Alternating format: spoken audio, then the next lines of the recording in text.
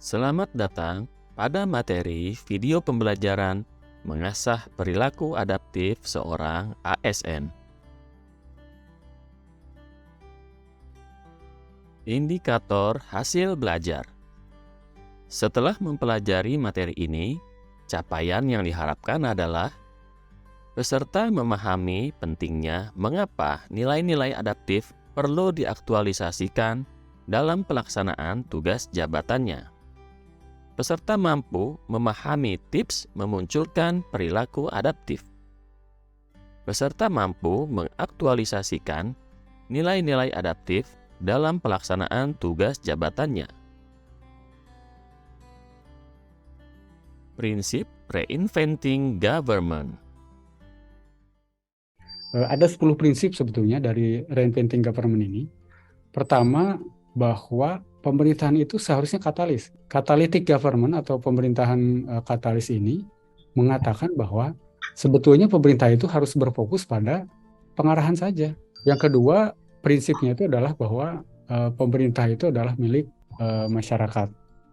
Jadi ini mungkin lebih ke ide bahwa kenapa ada pemerintahan, kenapa ada negara, karena di situ ada mandat yang diberikan oleh masyarakat. Kemudian pemerintahan yang kompetitif yang memunculkan semangat kompetisi. Dulu tidak ada istilah kompetisi di sektor publik. Customer driven, ya, lebih mendahulukan kepentingan masyarakat dibandingkan birokrasinya. Bagi Reinventing Government, prinsip Reinventing Government bukan membelanjakannya, tapi menciptakan pendapatannya. Jadi malah sebaliknya. Kata kunci Reinventing Government. Maka kata kuncinya itu ada pertama di steering. Hanya memberikan arahan. Ada visi, ada tujuan yang hendak dicapai, sisanya biarkan dilakukan oleh kelompok-kelompok atau pihak-pihak yang memiliki kapasitas untuk melakukan itu. Lalu ada kata kunci yang kedua, empowering. Kemudian ada customer needs, berbasis customer need. Kemudian earning yang dulunya itu sesuatu yang sebetulnya praktek yang aneh di sektor publik, tetapi itu dilakukan. Bahkan dari dulu sebetulnya dilakukan karena dengan adanya perusahaan milik negara, kemudian aset-aset yang katakanlah produktif dan sebagainya, itu negara mendapatkan penghasilan. Nah, kata kunci terakhir adalah prevention ini. Jadi mengantisipasi. Kenapa? Karena selalu ada perubahan. Faktor pemaksa beradaptasi. Faktor yang memaksa kenapa kita harus berubah, kenapa kita harus beradaptasi dengan segala macam isu tadi.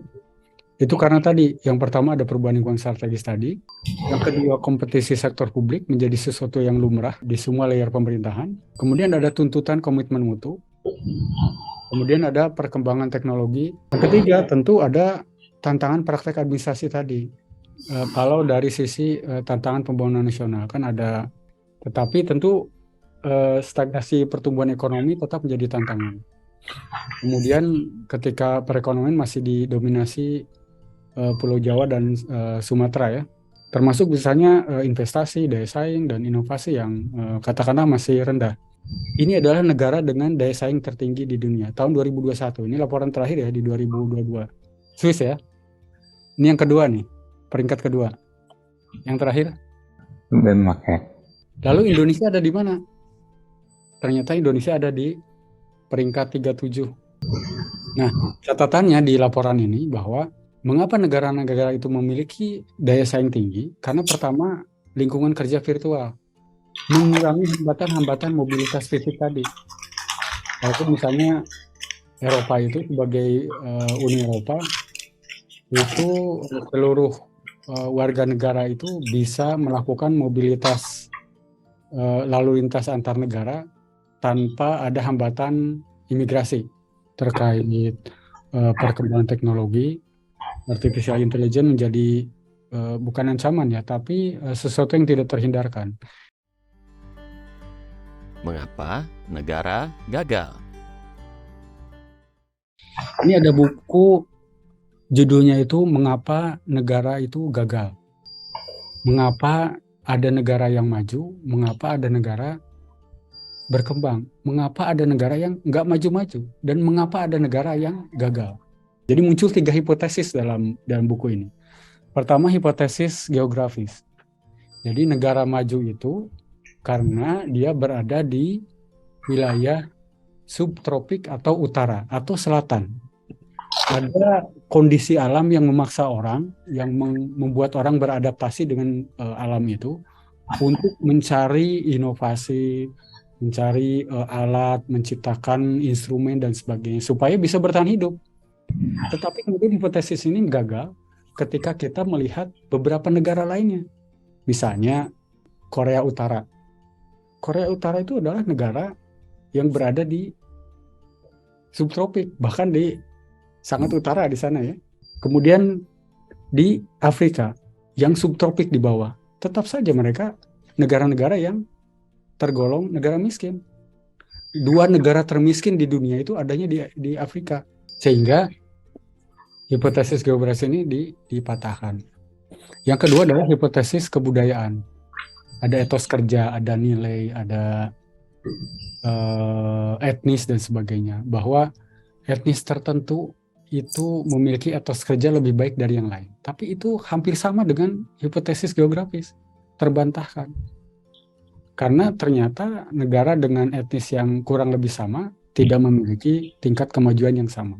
Yang ketiga, hipotesis kebodohan ya, karena perang, karena kondisi politik, kemudian pembangunan yang tidak jalan dan sebagainya. Tapi ternyata itu juga tidak menjawab, tidak mengadres persoalan mengapa negara menjadi tertinggal dibanding negara yang lain. Belajar dari Singapura. Singapore model.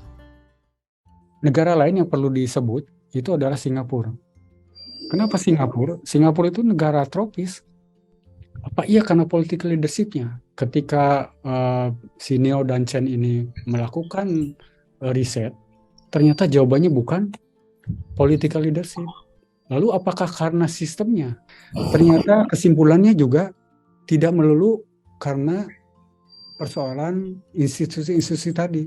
Si Neo dan Chen ini justru menggarisbawahi Singapura model yang dimaksud itu ternyata lebih didorong pada peran ASN-nya serta sistem ya yang bekerja atau berjalan dari budaya yang terlembagakan serta kapasitas organisasinya. Jadi ada aktor ASN di sini. Memang peran civil service ini menjadi krusial karena bicara kultur, bicara kapasitas organisasi, dan selalu berubah, selalu mengikuti perubahan-perubahan ya, merespon perubahan-perubahan yang terjadi di lingkungan. Apa yang membuat pemerintahan efektif? Apa sih yang membuat pemerintahan itu menjadi efektif? Ternyata menurut Porter ini, pemerintahan itu terlalu banyak isu-isu atau prioritas kebijakan yang harus di-address atau diselesaikan. Sementara resources-nya sedikit, nggak banyak. Bagaimana cara menjawab itu? Jadi justru pelibatan dari kelompok-kelompok atau elemen-elemen masyarakat menjadi salah satu jawaban itu tadi. Yang kedua, menurut Porter itu, kebijakan pemerintah ya ada pergeseran serta prioritas itu juga seiring dengan adanya perubahan dari negara itu, termasuk adanya perubahan dunia tadi, lingkungan tadi. Bagi Chen sebetulnya atau bagi Porter ini, sebetulnya model Singapura ini bisa jadi bisa direplikasi, ditiru, dijadikan salah satu referensi, tapi tidak satu-satunya. Karena tantangan yang dihadapi oleh masing-masing negara sebetulnya sangat berbeda. 3 cara berpikir yang terkenal yang selalu menjadi mantra ya kalau kita diskusi dynamic governance. Thinking ahead, bicara tentang bagaimana kemampuan kita berpikir ke depan untuk memproyeksikan perubahan-perubahan yang mungkin terjadi. Kemudian thinking again, bicara tentang mereview, tentang melihat apakah keputusan yang diambil itu sudah sesuai atau tidak. Kemudian thinking across, bicara tentang pelibatan atau lintas sektor, lintas unit, lintas daerah, lintas kepentingan, sehingga Kemampuan pemerintah ketika bisa thinking ahead, thinking again, dan thinking across itu bisa mendorong adanya dynamic government.